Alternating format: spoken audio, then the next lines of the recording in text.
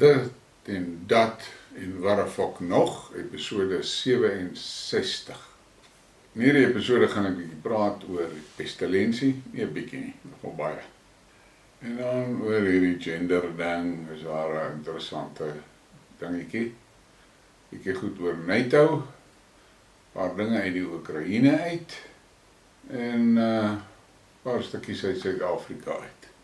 Nou ja, ek het nou my kepsie op vanaand weer, vir 'n spesifieke rede. Ek het, mens kan dit maar 'n stalker noem, wat my baie gas gee. En gisteraand het hy vir my 'n opstel geskryf oor hoe sinneloos en waardeloos en korrup die inligting is wat ek met julle deel. Nou, ek wou eers aanvanklik my moer strip en vir hom sê fuck off, soos wat ek gewoonlik doen vir sulke ouens. Maar toe dog ek, gun elke ou diertjie maar sy plesiertjie. Feit van die saak bly, die goed wat hy daar gelees het, ek sit nog in top daaroor of ek nie dalk 'n program moet maak oor sy opstel nie. Want vir elkeen van die punte wat hy daar gemaak het, kan ek vir julle die dinge wys. Al wat ek weet, is as ek vir julle iets hierso wys, dan wys ek my bron. En as jy nie met my bron saamstem nie, dan is jy vry om dit vir my te sê in die kommentaar. Maar dit is vir my verstommend hoeveel mense daar nog is wat vasklou aan die westerse media narratief oor dit wat in die Oekraïne aan die gang is. En ek het gister 'n baie sterende gesprek geluister.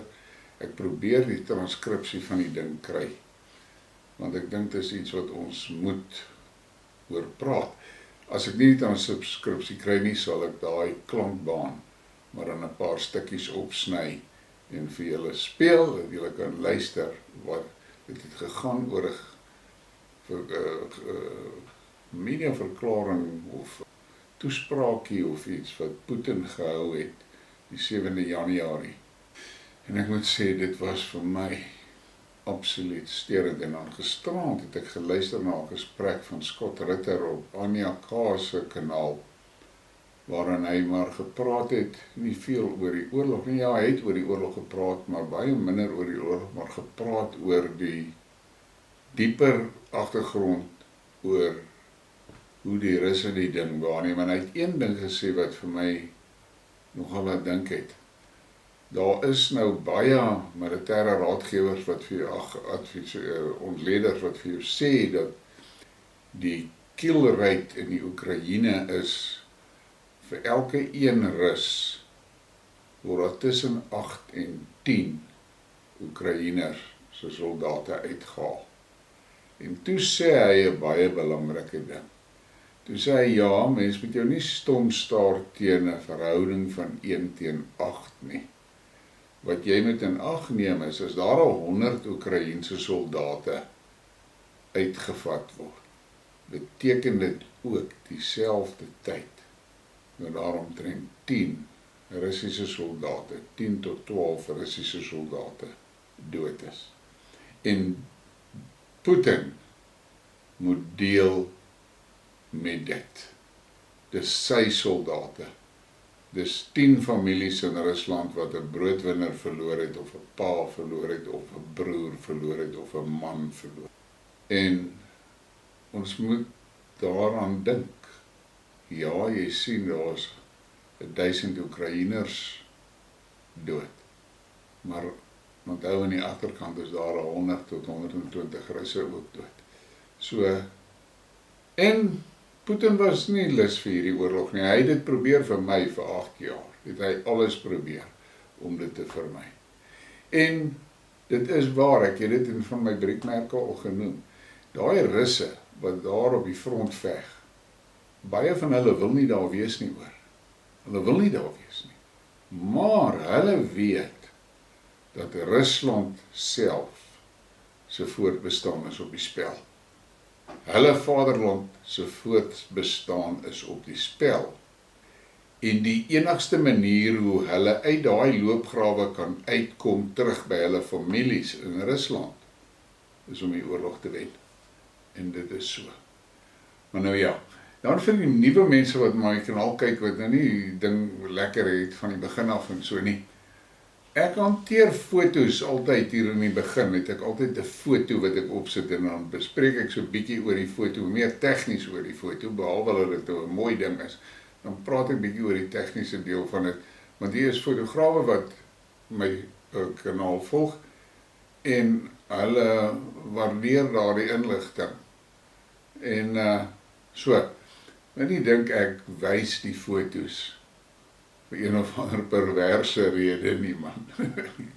Ek gebruik foto's wat salongehalte foto's is, nie cheap porn nie, hoor. In elk geval, vanavond is nou nie porn nie, dis hierdie landskap. Kyk na hierdie mooi landskapfoto. Dit is 'n ongelooflike shot. Maar vir my, as ek na dit kyk as 'n judge, dan het ek 'n gevoel dat daai foto is wat ons genoem het overprocessed. En in 'n salon, as die foto dit nou sou maak deur na die topfoto's toe, wat in aanmerking gaan kom om 'n wen te kan kry, sal ons heel waarskynlik die fotograaf kontak en vir hom sê, stuur vir ons die raw file. Nou ja, dit is 'n baie mooi shot daar. En terloops, dit is in Rusland geneem. En dan kom ons nou by die pestilensie. Nou, hierdie pestilensie ding is regtig besig om my te verstom. Die informasie en goed wat uitkom is hair-raising, man, om die mense daarvan te sê. En op die einde van die dag, die media gee baie min aandag aan dit. Baie min aandag aan dit. Kyk nou hierdie storie. Die FDA het 'n ding verslag uitgeskryf en so. En nou sê hierdie ou, FDA publishes study surveillance data finds Pfizer pestilence poison increases the risk of lung blood clots by 50%. Not a single major news source report this. If the FDA reported any other drug increased lung blood clots, can you imagine our media staying silent? En dit is iets wat my regtig stom slaan oor die stilte van die pers. Waar is hy fucking Mia Malang met haar News 24 kak oor swanger vrouens moet gespuit word en die donder weet wat alles. Sy stoep stil, hoor. Dan sê die Ryan Cunningham 'n baie interessante ding en daar's baie ouens wat hierdie ding al so gepost het, hoor. I wish I was a conspiracy theorist early on instead of getting bitten. I'm in heart failure. The conspiracy theorists are doing just fine. Ja, maar ek het 'n paar van hierdie berigte al gesien. Dan het hierdie journalist die getweet. Since I'm one of the only journalists not acting as a stenographer for the state, let me explain what happens next on the pestilence. Today we've been told that our overlords aren't introducing new measures to combat the kraken. You honestly couldn't make this up. En Nick Hudson, sy rekening is nou weer oopgemaak op Twitter. Hierdie ou is op die bol en hy het 'n helse goeie databasis. Interesting take here, suggesting the South African government seeks to ramp up the mania again. My sense is that they may try, but they won't succeed. Too many people have seen through the hoax. Many were credulous the first time round, and I'm not sure they'll fall for it again. En ek hoop maar hy's reg, hoor. Dan kry jy nou hierdie ou wat nou regtig die moerenis. Daar was 'n artikel gewees wat sê WHO declares anti-vaxxers are terrorists. Governments want you to report conspiracy theorists to police. Reportedly, the World Health Organization claims anti-vaccine activists are more deadly than terrorism.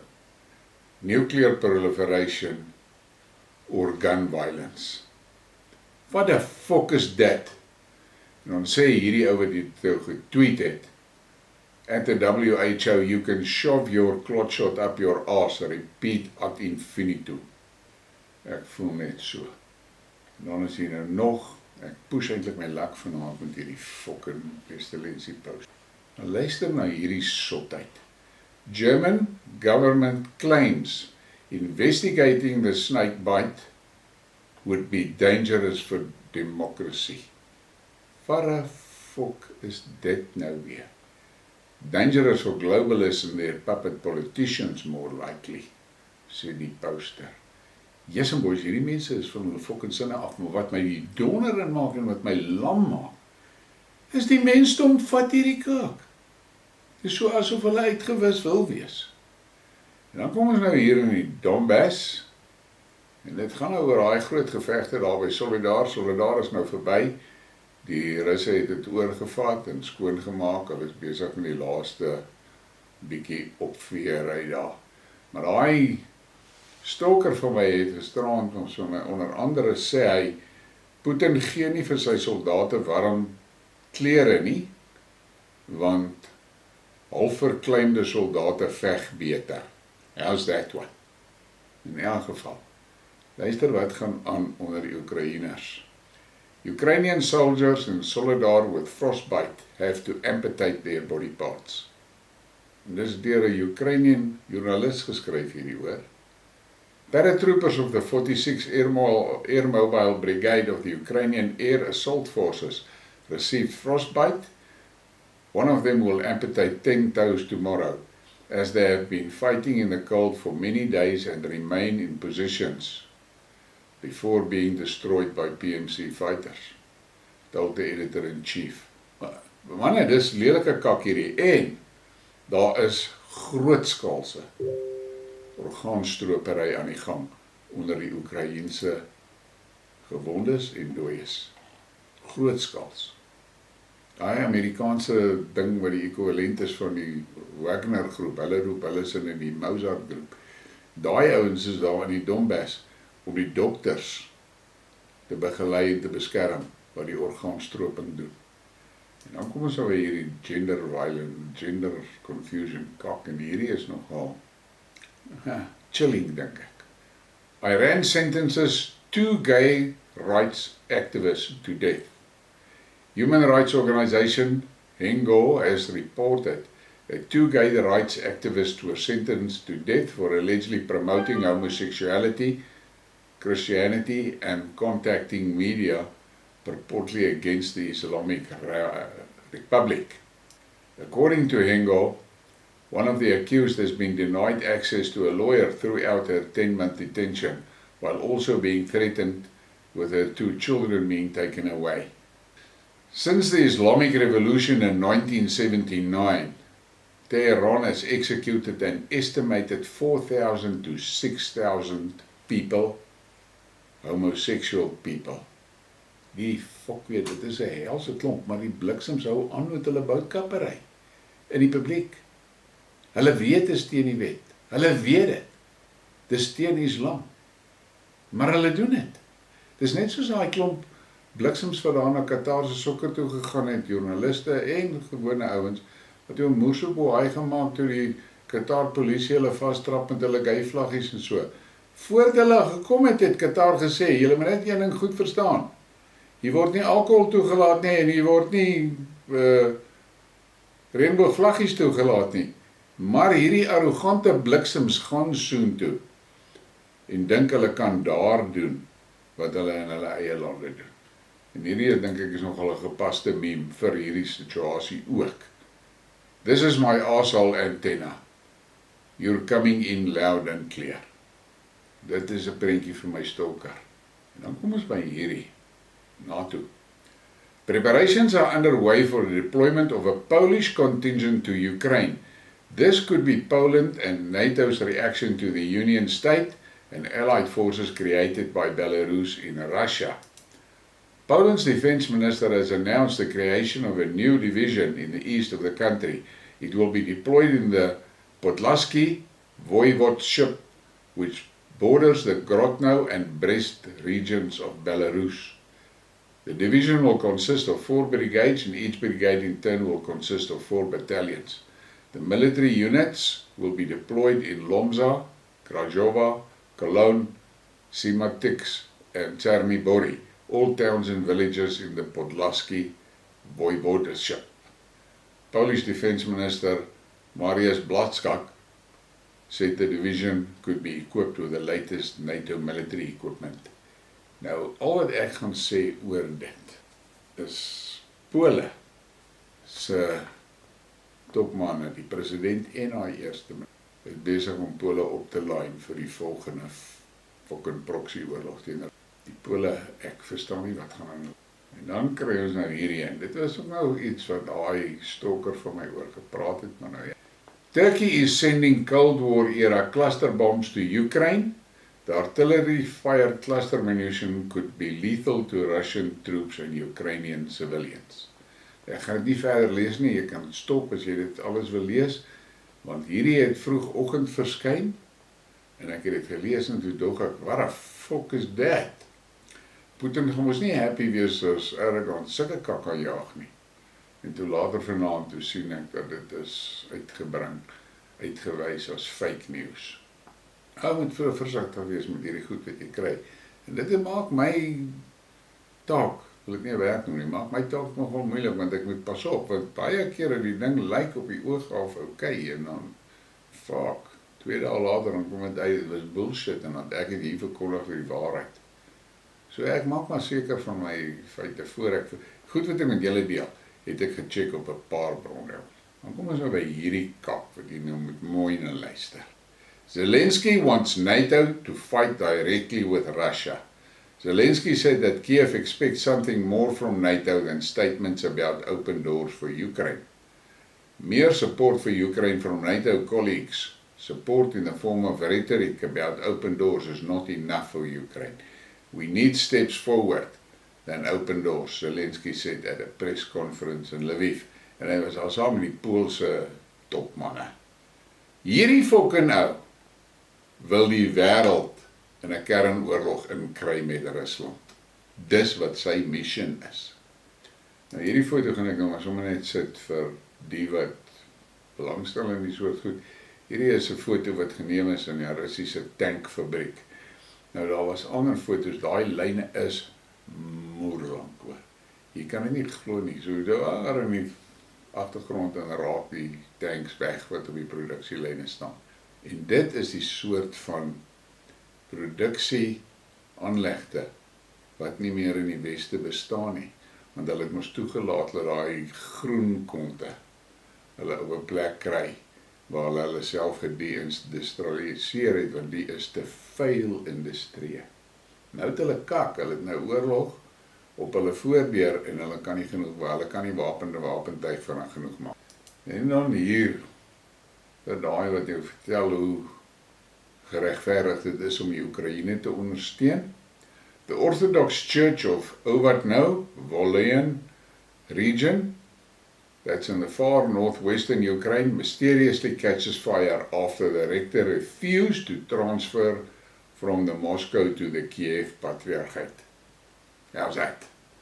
Nou wil hulle vir my kon vertel, en hy stokker vir my ook vertel, hoe vry en demokraties en vry is die Oekraïne. Kyk wat doen hulle met kerke. Kyk wat doen hulle met kerke.